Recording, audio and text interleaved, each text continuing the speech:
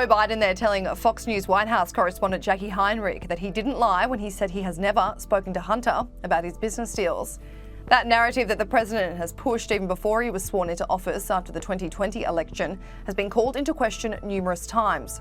Not only has he claimed he has no communication with Hunter Biden about his business deals, through various reports there is also reason to believe that Joe Biden could have been involved in these deals himself. That, of course, has been at the centre of conversation the last month or so after an FBI-generated FD 1023 form alleged the president could have been involved in a $5 million bribery scheme with a foreign national when he was the vice president. Further reports suggested that the foreign national could have been an executive from Ukrainian energy company Burisma Holdings, which Hunter Biden was on the board of between 2014 and 2019. The latest scandal is the fact that an IRS agent testified before the House Ways and Means Committee in late May about the investigation into Hunter Biden's taxes. Gary Shapley made various bombshell allegations that the probe had examples of preferential treatment, conflicts of interest, and always benefited the subject, being Hunter Biden. However, part of the testimony read that WhatsApp messages found by the IRS agents saw Hunter Biden in 2017 trying to strong-arm an executive from Chinese energy company CEFC by bringing up his dad. The testimony reads, "We obtained a July 30th, 2017 WhatsApp message from Hunter Biden to Henry Zhao, where Hunter Biden wrote, 'I am sitting here with my father, and we would like to understand why the commitment made has not been fulfilled. Tell the director that I would like to resolve this now before it gets out of hand, and now means tonight. And Z, if I get a call or text from anyone involved in this other than you, Zhang, or the chairman, I will make certain that between the man sitting next to me and every person he knows and my ability to forever hold a grudge, that you will regret not following my direction. I am sitting here waiting for the call with my father.' Communications like these made it clear we needed to search the guest house at the Biden's Delaware residence where Hunter Biden stayed for a time. According to Miranda Devine, that text messages were actually sent to Raymond Zhao, but Hunter mistook his name for another businessman involved in a previous deal. Raymond Zhao worked for CEFC and was also a translator and helped them with their work with the energy company on a deal that was reportedly worth millions.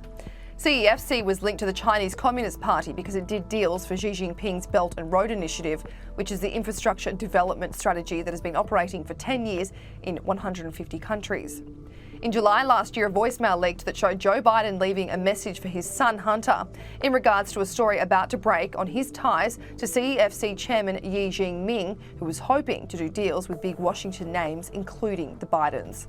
The Daily Mail leaked the voicemail, which sees Joe Biden calling his son in 2018 to tell him he thinks he's clear in relation to a New York Times article that would tie Hunter to the oil tycoon, who would go on to be arrested for allegations of economic crimes. Hey, pal, it's Dad. It's 8:15 on Wednesday night. If you get a chance, give me a call. Nothing urgent. Just want to talk to you. I thought the article, at least the thing online, this going to be printed tomorrow in the Times, was good. I think it's clear. And anyway, if you get a chance, give me a call. I love it. Last year, one of Hunter Biden's former business partners, Tony Bobulinski, claimed that he was actually interviewed by the FBI just 11 days before the 2020 presidential election. Within that meeting, he detailed the Biden family business dealings that includes Joe, Hunter, and Joe Biden's brother Jim. Tony Bobulinski also claimed that the FBI was well aware Hunter Biden's laptop, which they had in their possession, contained evidence of dodgy overseas business deals. He gave the FBI 3 cell phones that included messages and emails within the family that allegedly detailed the influence peddling and deals made with Chinese energy company CEFC. However, Tony Bobulinski claims the evidence he gave the Bureau was ignored and he was never contacted again for a follow-up meeting. Within an interview with former Fox News host Tucker Carlson, he confirmed that Joe Biden was known as the big guy who would receive a 10% stake in a deal done with CEFC. Mr. Bobulinski explained exactly what Joe Biden's role was in all of this. I call it the Biden family because, as you know, it's been well, I say well documented, you well documented it, but I met with Joe multiple times. Yes.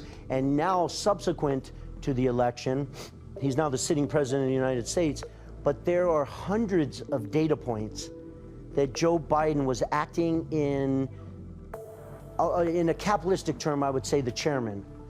The chairman of JP Morgan doesn't take 8 meetings down with the people, you know, analyzing companies. The chairman serves a purpose, right? He's a figurehead. He shows up at meetings, shakes hands, advises, you know, has faith in his team. Effectively, that was Joe Biden's role in the Biden family business ventures and around the world. And not just my venture. I met with him multiple times.